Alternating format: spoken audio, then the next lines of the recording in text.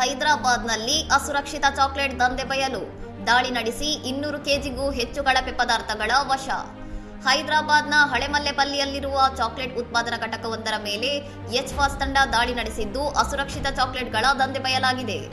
ವಿಗ್ನೆಟ್ food specialities private ಲಿಮಿಟೆಡ್ನಲ್ಲಿ ಆಹಾರ ಸುರಕ್ಷತಾ ನಿಯಮಗಳನ್ನು ಗಾಳಿಗೆ ತೋರಿ ಕಳಪೆ ಗುಣಮಟ್ಟದ ಚಾಕ್ಲೇಟ್ ತಯಾರಿಸುತ್ತಿದ್ದ ಕೊಂಡ ಕಾರ್ತಿಕ್ ಎಂಬಾತನನ್ನು ಬಂಧಿಸಲಾಗಿದೆ.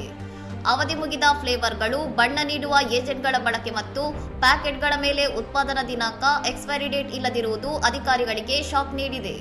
ಹಳೆಯ FSSAI ಪರವಾನಗಿಯನ್ನೇ ಬಳಸಿ ಹೊಸ ಉತ್ಪನ್ನಗಳನ್ನು ಮಾರಾಟ ಮಾಡುತ್ತಿದ್ದ ಈ ಘಟಕ ಸಿಬ್ಬಂದಿಯ ಆರೋಗ್ಯ ಮತ್ತು ಕೀಟ ನಿಯಂತ್ರಣದ ಬಗ್ಗೆಯೂ ಕಿಂಚಿತ್ತೂ ಗಮನ ನೀಡಿರಲಿಲ್ಲ. ದಾಳಿ ವೇಳೆ ಬರೋಬ್ಬರಿ 200 ಕೆಜಿಗೂ ಹೆಚ್ಚು ಕ್ಯಾರಮೆಲ್ ಚಾಕ್ಲೇಟ್ ಬಾಲ್ಗಳು, ಮಾರ್ಷ್ಮ್ಯಾಲೋಗಳು ಮತ್ತು ಇತರ ಯಂತ್ರೋಪಕರಣಗಳನ್ನು ಪೊಲೀಸರು ವಶಪಡಿಸಿಕೊಂಡಿದ್ದಾರೆ. ಹಬೀಬ್ ನಗರ್ ಪೊಲೀಸ್ ಠಾಣೆಯಲ್ಲಿ ವಂಚನೆ ಮತ್ತು ಹಾನಿಕಾರಕ ಆಹಾರ ಮಾರಾಟದಡಿ ಪ್ರಕರಣ ದಾಖಲಾಗಿದ್ದು, ಆರೋಪಿಯ ಅಕ್ರಮ ಕೃತ್ಯದ ಬಗ್ಗೆ ತನಿಖೆ ತೀವ್ರಗೊಂಡಿದೆ. ಇನ್ನಷ್ಟು ಸುದ್ದಿಗಳಿಗಾಗಿ ನೋಡ್ತಾ ಇರಿ ಸೌರಂ ಟಿವಿ.